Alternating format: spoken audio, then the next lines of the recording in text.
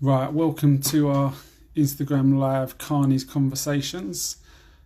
Just waiting for Nisha to join us. I think this is the fourth one of our interviews that we've done so far. They've all been pretty good so far. We've had some good guests. And yeah, today's one, I'll introduce her properly when she joins us, but she's a criminology graduate. I've spoken to her quite a few times. Little bit of a genius, and she's joining us now. So here we go.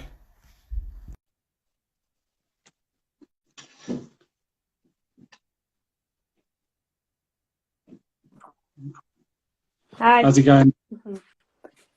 Good. How are you? You all right? Yeah, not too bad. Not too bad. So for the people that have joined so far, this is Nisha, who's a master's graduate and due to start a PhD this year at Oxford University doing criminology and criminal justice. So very clued up in those areas. I was saying, Nisha, this I think you're the fourth one that we've done. Bookie, who did one of the lives with us recently as well, and they've been pretty popular so far. So I'm sure you'll be impressing people. So if we start off, if you can just give us a bit of background into yourself, what's your background and your upbringing been like? So I was brought up on. Always lived in the same place. I was brought up on a predominantly white working class council estate in Kingston, but Kingston itself is like a really affluent area. So the majority of people around me lived in like rather large houses, and I went to a primary school that had predominantly, I'd say, middle class white people that went to it. So I was the only one of two mixed race people in my year in my school, and I don't know how many there were in the whole school, but my sister also went there as well. So yeah, I was around predominantly white people during my childhood, apart from my dad's side of the family. Okay. And were you obviously, when I introduced you, said what you've achieved so far in education. Were you always quite academic? Yeah, so I've always been, I don't know if I'd say naturally smart, but I was always like up there in terms of top set and everything. And then when I went on to secondary school, it was the same thing. And in secondary school, I think was the first place that I went that I struggled with that a little bit, because I had a bit of a shift in the people that I was around. So it wasn't, although I still went to a predominantly white secondary school and it was still predominantly middle class, I was around a bit more of a diverse population. And so I started hanging on with, majority of my friends would be like getting in trouble, getting excluded. And so I was kind of in a sort of like, it was difficult to remain focused at secondary school in comparison to primary school, put it that way. But I always managed to stay focused. And I did face like certain things where people would make comments like, oh, you're unique, you're always doing your work. But for me, it was always what I was passionate about. So like, I always knew that I wanted to have an academic career path. And so I just never really let that interfere with what I wanted, which was difficult at times. And what about what was it that made you choose to move on to do criminology and focus on that and criminal justice? Yeah, so I've always been really like, I've always questioned things a lot. So, for example, when I was younger, and my parents I'd watch the news with my parents, and they'd make comments, and I'd be like, I'd question what they're listening to rather than just absorb it. And I've always found myself doing that. And then when I got to A levels, I chose the option of sociology, and I was like, I remember so clearly doing a lesson on Marxism and crime and deviance, and I was like, wow, like there's people out here that actually think like me, because I've always been really critical like of the system, of everything. And when I did sociology, I was like, wow, it's actually a discipline, like people actually study this. And from then I knew straight away, I was like, yeah, this is it for me. Like social class injustices, it was like it's not just me that cares about these things. So yeah, from then I knew. And I've also had like my own experiences sort of through other people that are close to me more so. So I've had like, particularly my dad, he's always spoken a lot about how he was treated in the 80s by police and the justice system. And so I've always been aware of racial injustice in particular. And that was also what drove me. And I then, when I went to, I went to university to study criminology after doing my A-levels. And then I had someone really close to me go to prison for a long time. And so even more so then, I was like, I just need to carry on doing this. And that was for a conviction based on joint enterprise. I don't know if people know what that is, but it's basically a joint liability doctrine that you can basically get a life sentence for the crime that's of somebody else, simply because you're associated with them or have been involved in some way. And the injustice that I saw there just pushed me even more.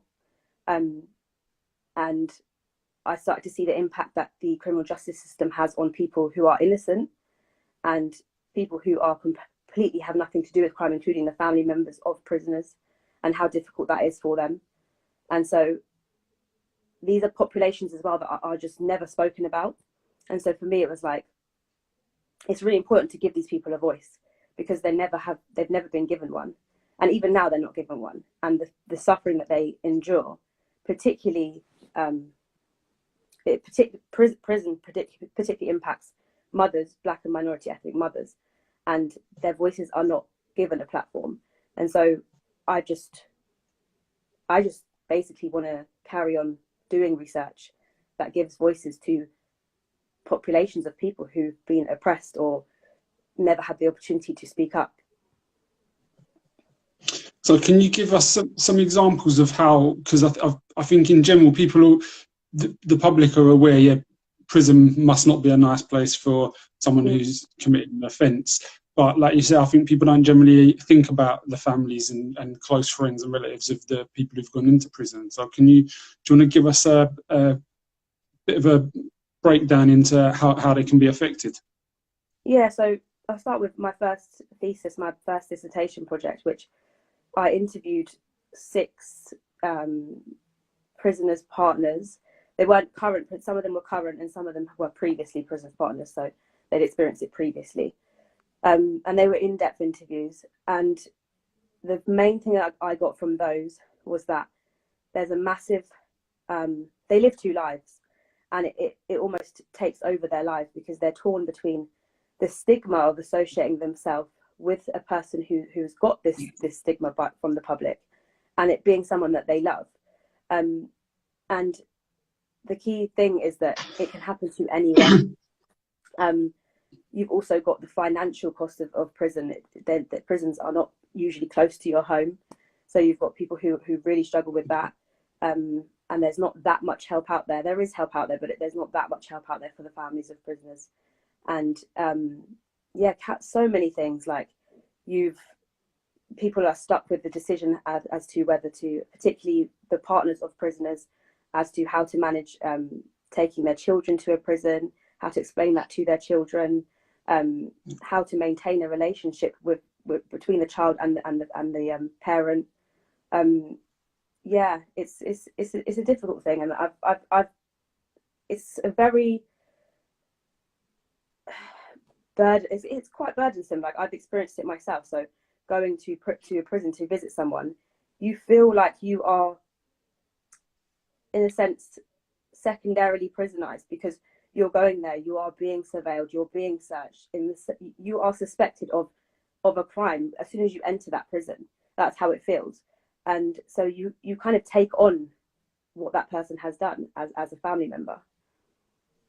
Yeah, exactly. And I think for me, when I go into the prisons, it's you feel judged as well. No matter what, it's like you're feeling judged by the prison officers. And for people who haven't been to go on prison visits. I mean, it's not the easiest process in the world, depending on which prison it is. It's not like you just rock up and you go and sit down and meet whoever it is you're meeting. It's generally quite a long, slow process where it can feel quite degrading as well. Yeah, definitely. That's like, and it's also another thing of like the feeling of guilt as well. Particularly mums get this a lot, which is just takes a massive toll on mothers, like feeling guilty for one, not preventing their child from being there somehow, even though it's not their fault, and two, from not being able to do anything to help them now they're in there. And joint enterprise is probably one of the worst, because they are literally to try and get over the fact that your son, your brother, your nephew has been convicted of something they didn't actually do themselves is just devastating. And it's just a constant struggle of a fight for justice for those people. And you automatically get shut down simply because of the stigma behind being in prison. People are like, well, he must be a horrible person. He must be guilty. He's there. People don't believe in an injustice until it's proven, and that's the problem. Yeah, no, exactly. And with something like something like joint enterprise, I mean, I've had people that I've been to go and visit who've been given very long-term sentences for crimes like murder, for being involved through joint enterprise, but the person who actually has committed the murder, physically committed it, hasn't been convicted. And exactly. so it's, again, the sense of injustice there is just by association, by being there. And I mean, being topical and looking at stuff that's going on with the George Floyd case at the moment. I mean, people are saying around the other 3 police officers that were there being done for joint enterprise, and actually they've been arrested and charged, but they've not been charged with murder. So they haven't really been charged with joint enterprise in the way that your average person would be. Yeah, that was I've been saying from the beginning. If that was 4 boys, they'd all been charged with murder from day one.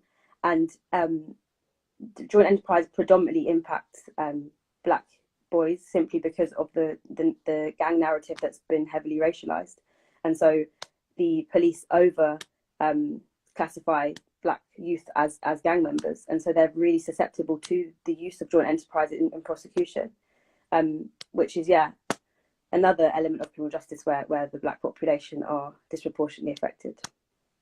Yeah, no, definitely. And I mean, I'll be keen to come back in a bit to talk about how black people are stereotyped by the police, society, and the justice system. Before we do, just because we're talking about prisons at the moment, I'm keen to get your views on the benefits of prison to society and how useful they are. I mean, I was looking into it recently, and I think it's about 70% of children that are released from custody in 2018 went on to reoffend within a year, which to me suggests that actually if prison's there to protect the public and to stop people from offending, then a 70% reoffending rate shows it's not very good at doing what it's supposed to be doing. So I struggle to see why we're investing so much money into it. Yeah, so you've got the aims of prisons: public protection, deterrence, and rehabilitation, and prison doesn't do any of them. The only thing prison really does, which is also one of its aims, is to sort of offer a sense of public denunciation, like we denounce what you did. But there's ways to do that without the prison.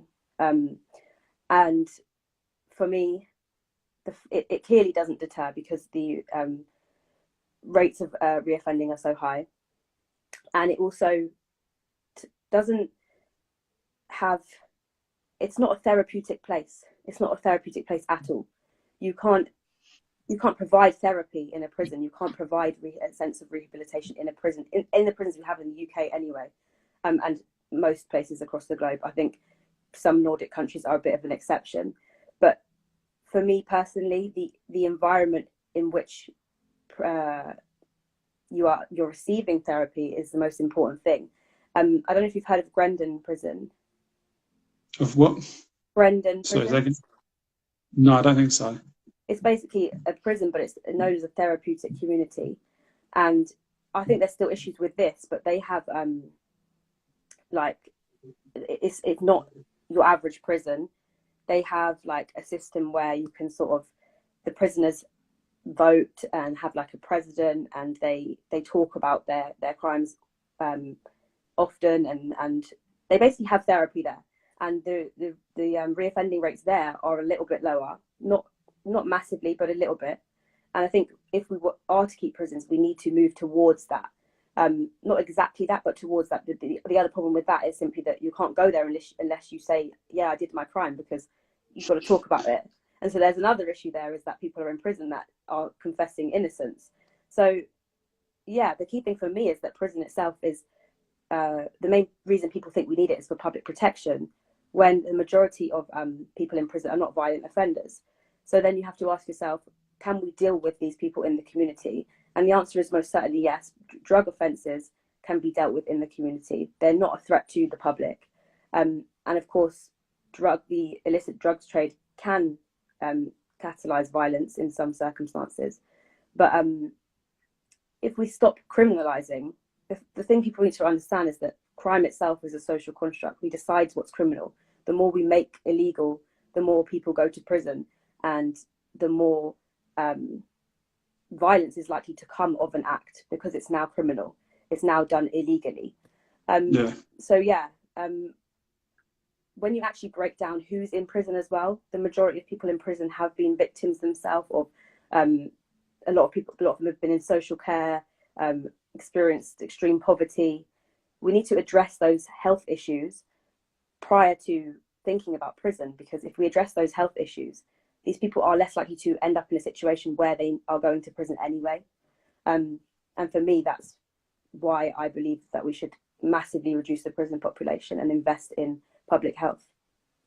Well, it's a classic case of dealing with the consequence rather than dealing with the cause, isn't it? There's a cause for a lot of these people, like you're saying, being involved in social care, substance misuse, mental health issues, and actually those are the issues that we need to be looking at and dealing with, not just picking them up, putting them into a prison where it's even less likely that those issues are going to get dealt with, and then expecting them to come out and be a completely turned around and reformed character. Also expecting them to come out and not to feel a sense of hatred and just despising the society and the justice system because of the injustice that they feel they felt.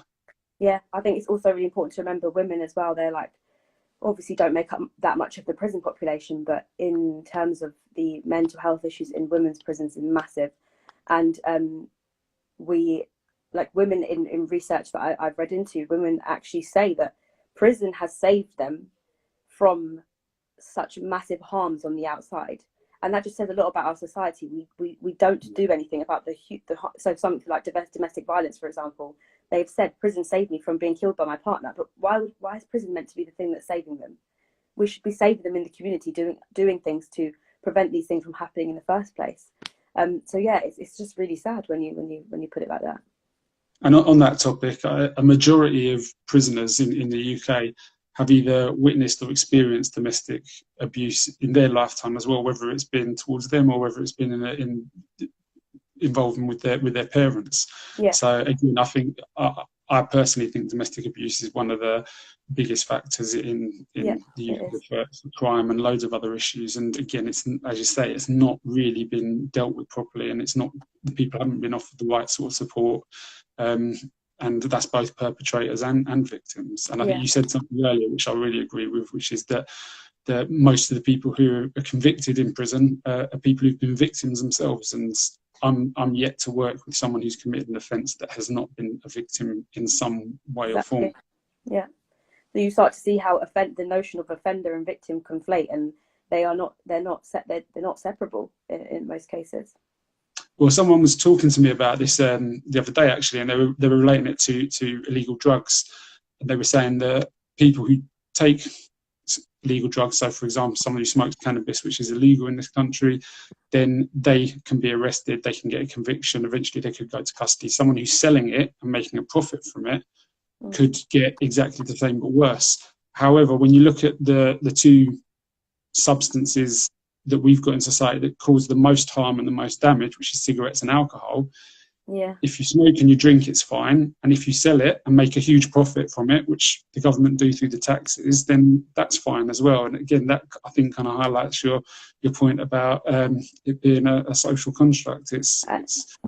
And also a social construct centered around race again, because you think about cannabis and what it was associated with when people started to worry about it in the UK, is associated with black Jamaican men, and then you wonder why they've come down so harshly on cannabis, and why the police now in the UK spend so much of their time just simply stopping young boys for smoking cannabis. That is a lot of police time is spent doing that, and a lot of that is not harming anyone.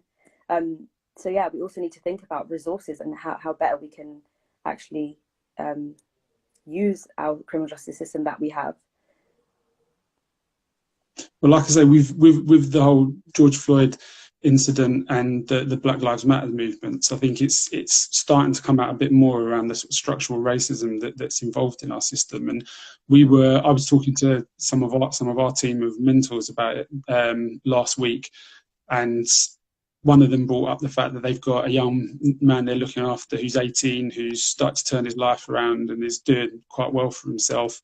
And he was out and stopped for no apparent reason and searched, and they found half a spliff on him, and he was then arrested and taken to the police station. And for me, my thoughts are, firstly, if that was a middle-class university student who was white, would he have been stopped and searched in the first place? And then even if he was stopped and searched, would he have been arrested and taken down to the police station and charged, or would it have just been confiscated off of him and he's told he shouldn't be doing that? And I think that, again, kind of highlights the inequalities. Yeah, and the statistics as well are so biased simply because where policing is situated. So, for example, I don't see, I go to Oxford University and I know that people take drugs there a lot, the undergraduates a lot, predominantly white people, and there's no police on campus, there's no police centered around there. So arrests are likely going to disproportionately affect black people, and they're going to be overrepresented amongst the statistics for those who get arrested for things like drug use or possession. And so, yeah, it's a difficult one. Yeah. And so, what do you have any views or opinions on what society can do in order to try and change things and reduce that sort of structural racism? Not an easy question, but yeah. Me personally, what I'm trying to do is spread the knowledge that I have, because I see a lot of people struggle to speak up because they don't know how to. They think, oh, I don't know how to articulate myself. If somebody comes back at me with something, I don't know what to say. So I think it's really important just to actually know your history, even basic history, Black history, and just know facts that you can come back at people with when they come back with comments that I've had a lot on Instagram recently. I know that some people would struggle to come back because they're like, oh no, I don't know if what I'm saying is facts. So I personally would love to sort of normalize things like going to the library and talking about Black history, and not just Black history, history that affects everybody. And it's such a small thing in terms of, like, it's not going to make a huge difference, me spreading my knowledge, but if everybody starts talking and starts listening to each other rather than speaking just from a place of anger, I think that's where we can start, and that's where we can start to come together and actually address the issue. I think people need to start getting involved in political movements as well, start lobbying local politicians and hounding them with requests. It's your right to do so. And I think for me, we live in a country where crime is heavily politicized. So politicians use crime to their advantage to get votes. They position crime as something that is the ultimate threat to everybody. And then they position issues of race amongst that as well. So that things like migration and diversity seem to be a threat to people, when in fact that's not the truth. And so for me personally, as a criminologist, my intention is to try to bring true criminological knowledge to the public, so they know the reality of crime, what's actually happening on the ground, and who is actually responsible for what, rather than just simply allowing politicians to say, this is a threat to you, so we need 20,000 new police officers. Why do we need 20,000 new police officers? They should have to explain themselves and show what exactly those 20,000 new police officers are needed for and what they're going to do. And I think I was speaking to you about this recently, about youth crime and the public health approach they're bringing in. The public health approach has is a fantastic ideology and a fantastic paradigm, because it seeks to address the root causes and actually prevent things like going to prison, and it seeks to address the long term. The issue in the long term.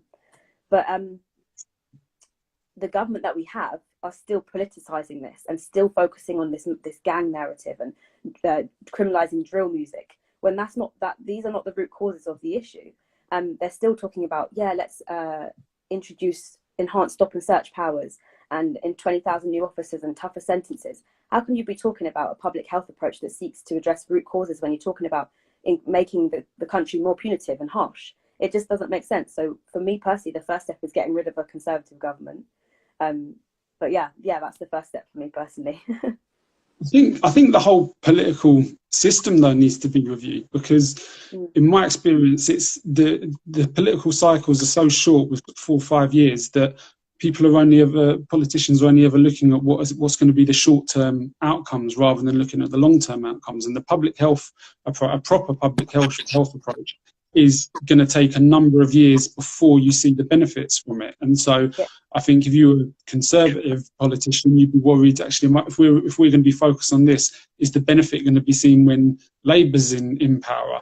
And so I think that's what needs to change as well. There needs to be more cross-party sort of processes that they're doing for these sort of things, because it's just ridiculous. And I mean, a recent example of how politicians getting involved in the law is just nonsense is with the recent terror attack. I can't remember the guy's name who was killed with the Jack Merritt, sorry. Jack Merritt, that's the one, yeah. So with this guy who attacked them, and now the politicians coming in saying, oh, okay, well, we need to stop people from why was he released from prison only halfway through? Yeah. Well, because he was supposed to be, because that's the law, because it's part served in the community and part served in custody. And then they come and then they're trying to put more stringent rules in there, where the reality is what they're doing is they're going to create more crime and more criminals and reduce rehabilitation, because they're wanting to keep people in the places that keep them offending, prisons, for even longer. And the irony is that Jack himself was really anti-prisons and was pro-community sentences, and yet the politicians are coming in, and I heard his dad complaining about it, and he was basically given loads of abuse on Twitter for him and his son's views, which are that actually, this was a terrible thing that happens, but putting people in prison for longer is not going to stop it. Of course, he didn't want to see anyone else's son going through this, so he was passionate in saying that actually, in order to prevent these things from happening, we need more community sentences, we need more community support, and we need to look more at the causes. We don't need to just lock them up and throw away the key, because that's not going to help anyone. Yeah, and that's the problem in this country and in America in particular. There's reactive political responses. If something happens, they react. We need to do this straight away. Why are you not studying it? Why are you not actually looking into how that's going to have an impact? You just respond to public outcry without actually talking to the public and speaking to them, bringing people who actually know what they're talking about to talk to the public, basically, is what they educating don't do. The public. Yeah, exactly. And so they just react, and that's how harsh policies are always implemented. If you look back, the majority of the time, because you get public outcry, of course, which is going to happen when something so devastating happens. But the problem is that politicians just react by saying, okay, we need to change this, bring in more harsh legislation, and then the actual problem doesn't go anywhere. So yeah, I completely agree with you. I've heard you talking as well about black on black crime and that term being used as a definition. What can you give us your opinion on that? I really don't like the terminology simply because violence, and youth violence in particular, is not a black issue. It's a highly economic one. When you look at the people who are most likely to experience violence, they're amongst the poorer sections of society. And yeah, there is a massive intersection between poverty and race. So yeah, a lot of black youth are susceptible to this. But if you just have to look at somewhere like Scotland, for example, Glasgow, who was at one point the knife crime capital in Europe, predominantly white. It's an economic issue. It's those who are in the poorest neighbourhoods, and so it's an issue of it's an issue that is from stems back to the ongoing oppression and marginalisation of black people. It's not an issue that they created for themselves. So yeah, we need radical change that addresses systemic poverty and marginalisation. And when people are coming back at me when I'm talking about the George Floyd situation and talking against white supremacy, and they say, oh, but black people don't care when they're killing each other. For me, the Black Lives Matter movement is about that as well. So it's about all violence that affects the black community, simply because all the violence that affects the black community can be rooted in their ongoing oppression. The reasons why they live in these poor neighborhoods can be linked back to their ongoing oppression if you study your history. And the distribution of wealth in our country and in America is so unequal, and that's where the issue lies. And that's what people fail to understand, because it is quite a complex issue. And I do get why people do say these things, and it's a lot of black people themselves that do say this. So they're like frustrated when they don't see the same amount of outcry when a black young guy kills another black guy compared to when a policeman does so. But for me, Black Lives Matter isn't just about police brutality. It's about all the social harms that black people experience that can be rooted in their ongoing oppression that's been happening for hundreds of years. And that's coming from slavery times, and from exactly when apparently once slavery's been made illegal, that's solved all of the issues. But really it hasn't, because preventing slavery, that's not created a society where we have black people equal to white people at all. Because slavery has just slightly improved the situation on a very small small level. Like I did a video on this yesterday. So it's simple when you break it down. So literally you get rid of a system of slavery, but you don't get rid of the ideology surrounding race, what race means, that these people are subordinate. So that ideology travels, it then travels into segregation laws. Segregation laws are abolished, but the ideology that these black people are subordinate still stays there. And then you form the idea that these people are criminal and barbaric and crazy. All these ideas remain beyond the dismantling of slavery and Jim Crow. And so you end up with a system that continues to oppress. And the problem now is that this system appears to be colorblind, because you get all different races caught up in the system, and some black people manage to prosper. But the law predominantly affects black people in the UK and USA. So as you know, things like stop and search, the gangs matrix, gang injunctions, they all predominantly affect black communities to this day, and they always have. And to deny that is simply to deny facts. So you've spoken about the gang matrix. I'd be interested to hear your opinion on that. For people that don't know, the gang matrix was a list of people that the police defined as being involved in gangs. It wasn't necessarily based on evidence, but on intelligence. And intelligence can be very flaky, hence why intelligence can't be used in a court of law. It has to be evidence. But yeah, what's your opinion on creating this gangs matrix list? Well, I think it's one of the worst things that was invented. But what it simply does is, because the gang narrative is heavily associated with black young men, police biases are simply formalized by putting them onto this database, so they appear to be intelligence. So the police basically decide who they think is a gang member via maybe association, or if they've been involved in an offence that they deem to be gang related. And that's why the statistics for 2019 are shocking. I think the number of young black men on it was about 2,000 something, and no other race even reaches 500, I don't think. It's shocking. So these people are then subject to enhanced surveillance. They have an excuse to stop and search this person. Oh, they're on the gang matrix. If they are ever caught with somebody who commits a crime, they're automatically susceptible to being targeted under joint enterprise as well. You're on the gangs matrix. Straight away, that's going to be used against them. And it's just a really dangerous tool, because people are on it. There are people on it that definitely aren't gang members, and the police are actually forced to remove people recently, you know, as well, simply because there is no proof that they are gang members.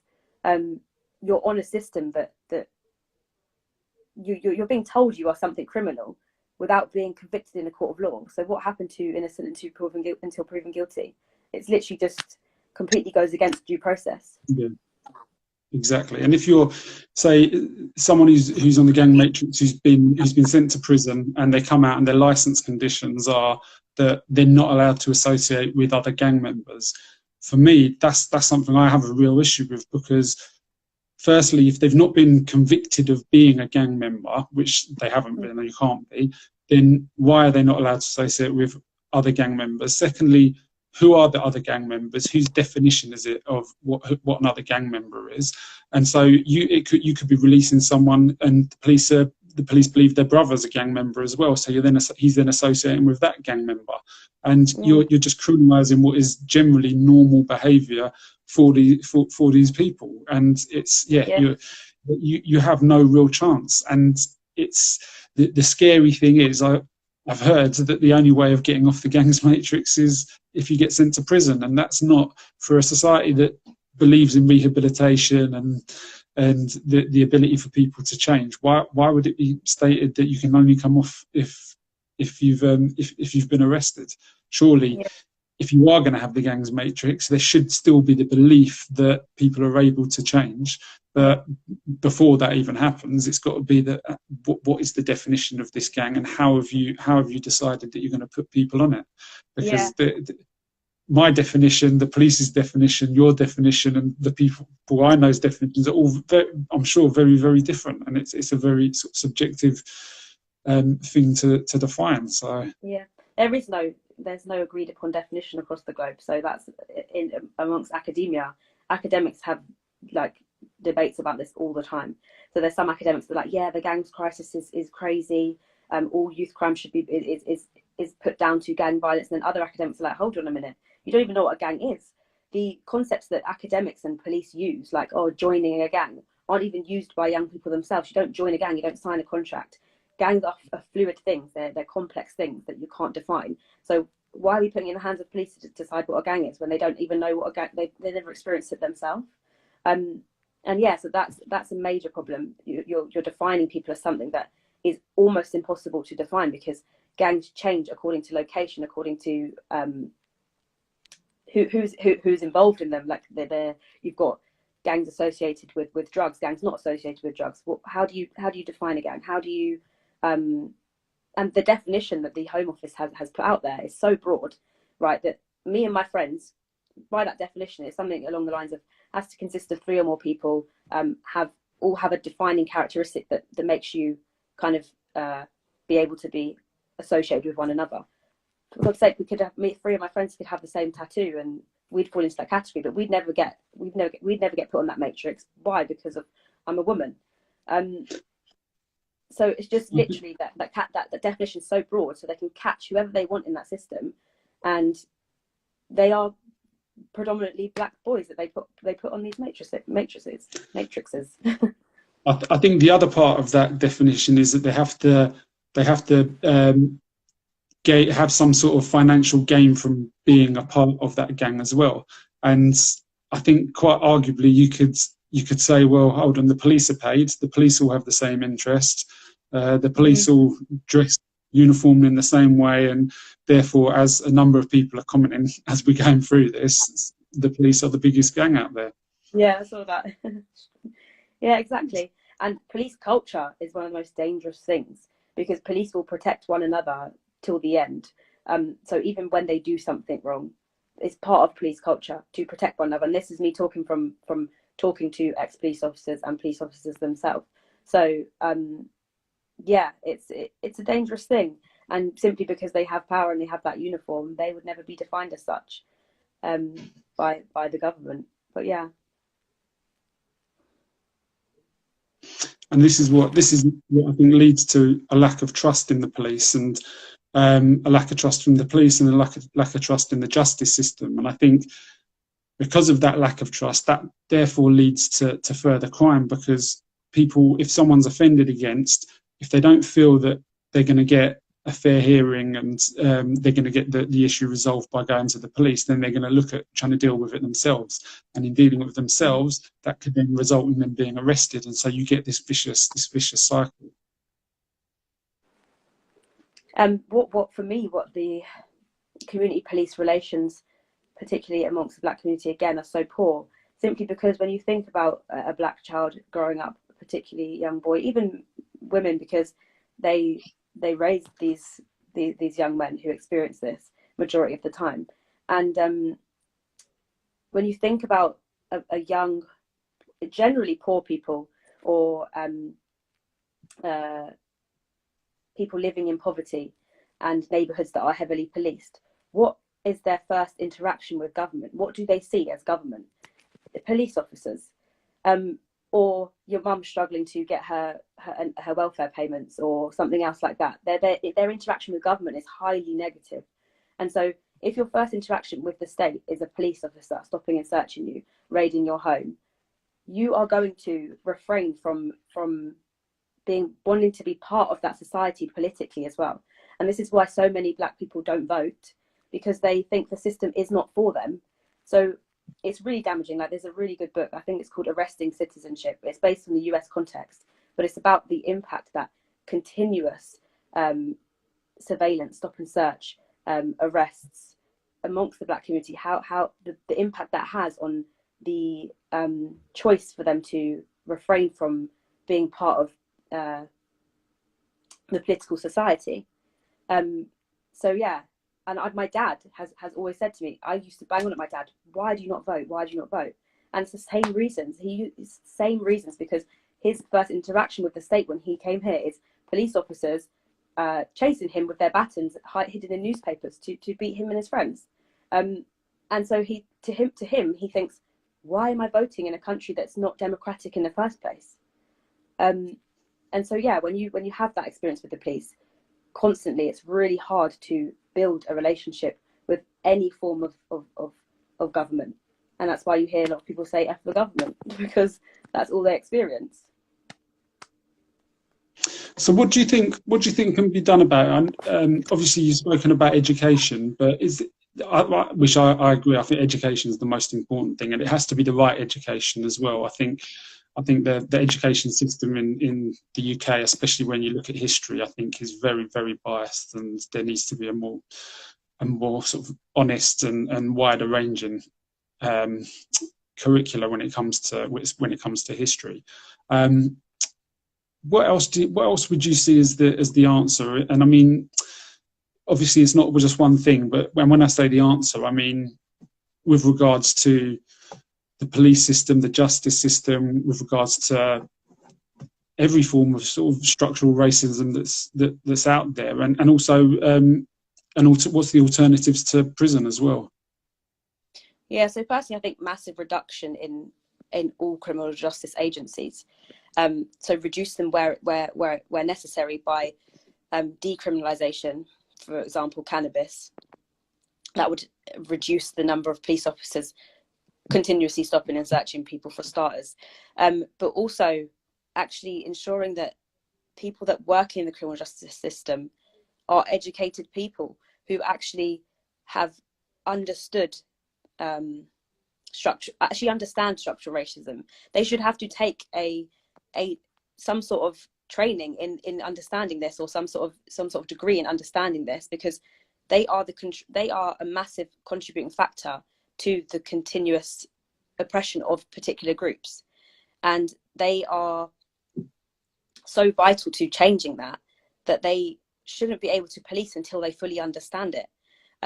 So I think we do need to take a leaf out of the books of the Nordic countries, because if you look at like Denmark, you've got police there that have all got degrees in like criminology, social care, and these are people that understand that most people that are arrested, prosecuted, have been victims themselves, and that's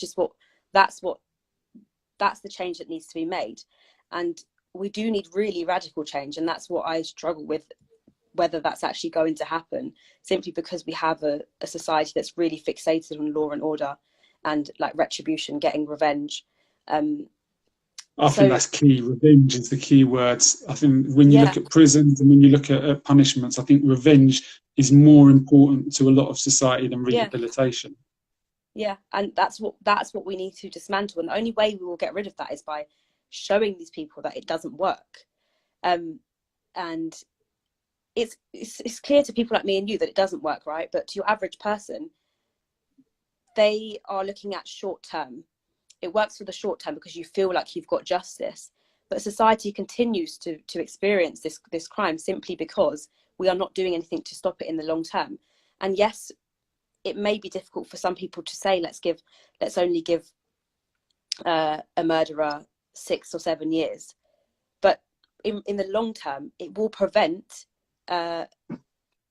more crimes occurring, because you can look at countries that do so, and they focus on providing them with real opportunities when they do go to prison, when they are sentenced, so they have real opportunities when they come out.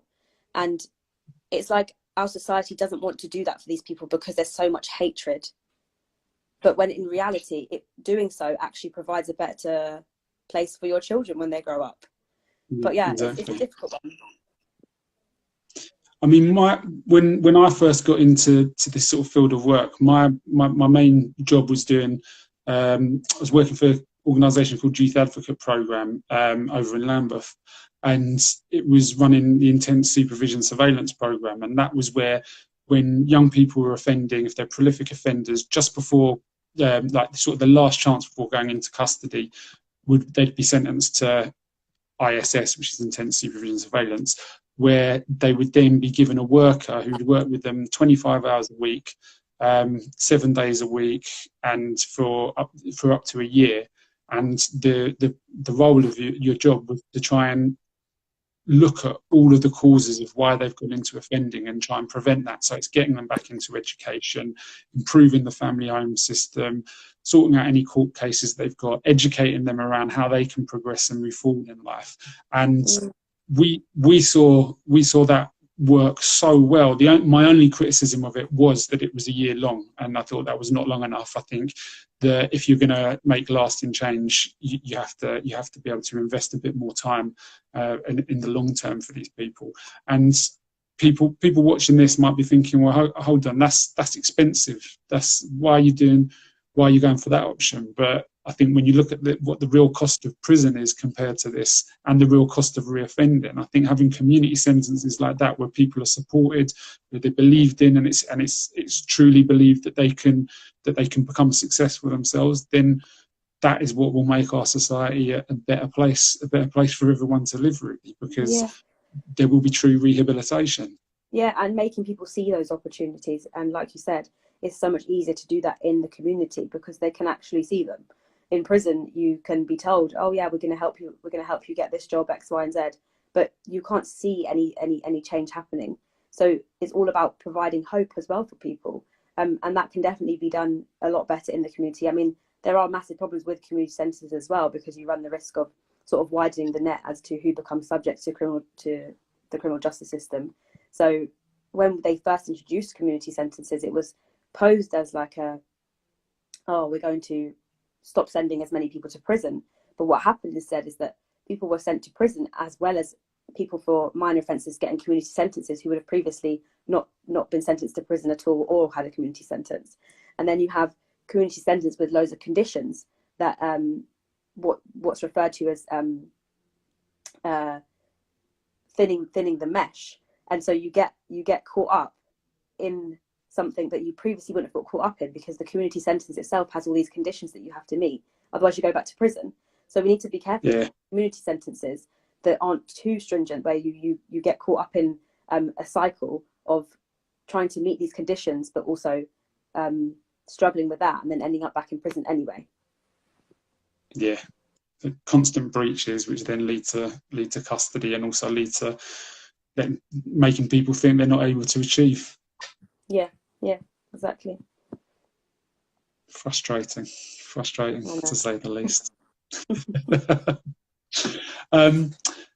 So one of the other things I wanted to talk to you about as well was the current protests that are going on, and I'd be keen to hear your opinion on the protests, whether you think that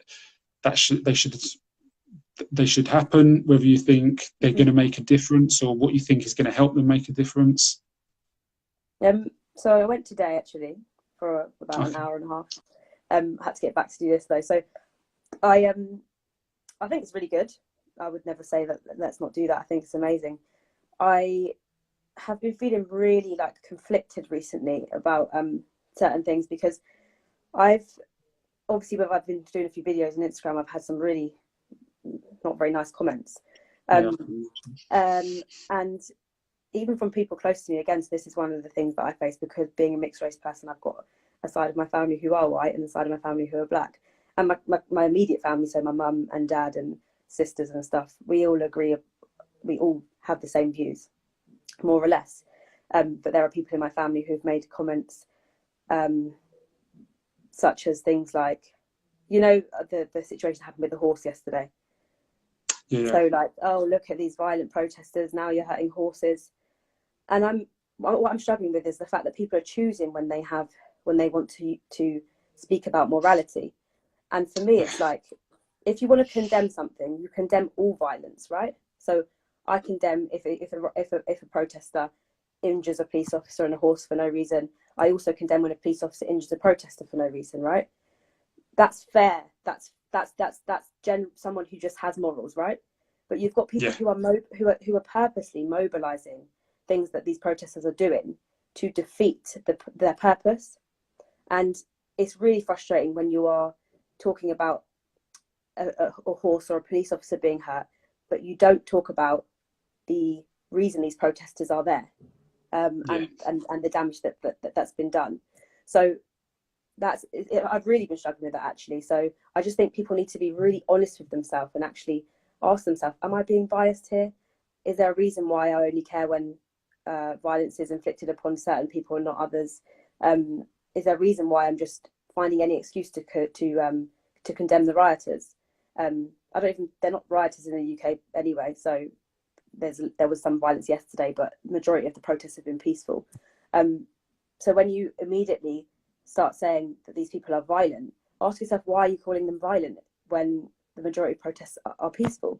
There is a reason behind that, and it's because you obviously have some sort of prejudice. And I think people just need to be really honest with themselves and actually ask themselves, am I making excuses for people, or am I purposely sort of condemning actions that on one side but not the other? And that's what's really frustrating me. But I do also think that the protests themselves are not necessarily going to bring massive radical change, but what it is doing is spreading awareness, making people have these conversations, making people question themselves and have conversations with their family members, with people. So my friend's actually wanted to do some sort of talk with her work, which she's never done before, just to talk about her experience of racism and systemic racism that's in the UK. And these kind of conversations are really good, and that's what's coming from this movement. Just having conversations with people and potentially changing the minds of some people, which is really good. Yeah, no, definitely. Right, we've almost finished. We've almost used up our hour. But before you go, I mean, is there any other advice you can think of to give specifically to the young people that are growing up in today's society about what they can do? Obviously, education is a key element. But is there anything else, any other advice you can give?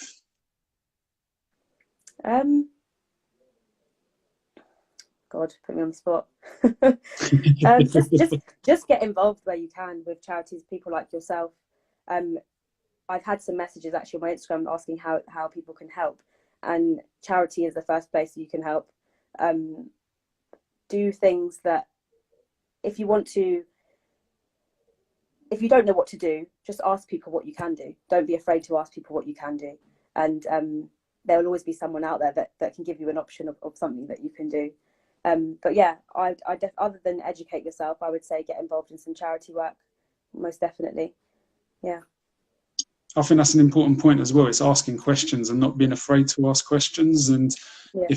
if you see something in the news or in the media that says that says something that you're not quite sure about, that don't necessarily believe it. Go and speak to other people and try and find out. And I think us having you on here is a really good example. And it's about getting people like you who've got that education, who've got that information, that knowledge, getting them out there, getting them on a platform where people are able to listen to a different point of view, and people are able to get access to you to ask questions as well. So yeah. I think it's been really good. So yeah, massive thank you from me. I've got a feeling we may well get you on again in the future, because I think you've got a lot to say that could be really useful. We've had loads of comments of people saying how useful this has been today. So yeah, massive thank you for taking your time out to do that. Yeah, sorry if I've babbled on a bit.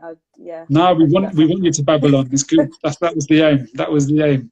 You've done it. So hopefully you've helped educate me. I'm sure you've helped educate all the people that have been watching this as well. And hopefully we'll have some of our participants who've watched this, and also who'll be able to see it when we stick it up on our normal Instagram feed. And hopefully we'll get you down at the club to do some boxing when lockdown's over.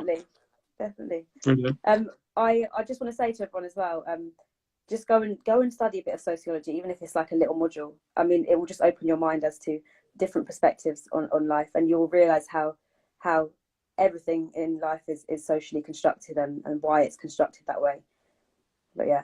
Definitely. And as I think Kate on here was saying, knowledge is power. And I think that's a key phrase. Knowledge is the most powerful thing you can do. So if people want to make change, make a difference, go and get that knowledge, and then you can make that difference. Yeah. Brilliant. All right. Well, thank you very much, Nisha. Thanks to you too. Really enjoyed that. I'll speak to you soon. Cheers. Bye. Bye.